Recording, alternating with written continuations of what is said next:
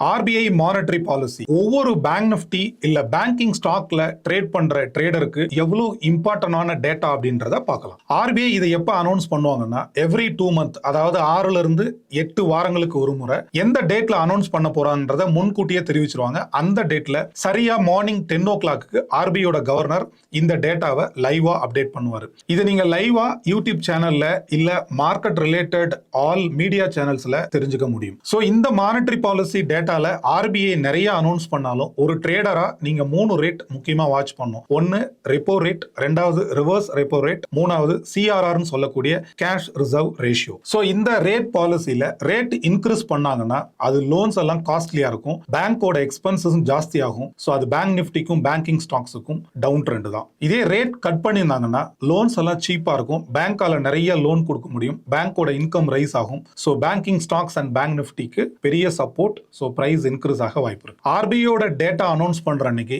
Market டில் morning 10 o'clock வரையும் two or die சிச்சுவேஷன்ல இருக்கும். Data announce பண்ற டைம்ல பயங்கர ஷேக் ஆகி ஹை வொலட்டைல்ல ட்ரேட் நடக்கும். டேட்டா அனௌன்ஸ் பண்ணதுக்கு அப்புறம் டேட்டாவோட இம்பாக்ட்டுக்கு தகுந்த மாதிரி மூவ் ஆகும். ஒரு ட்ரேடரா டேட்டா வந்ததுக்கு அப்புறம் ட்ரேட் இனிஷியேட் பண்றது ஒரு நல்ல டிசிஷன்.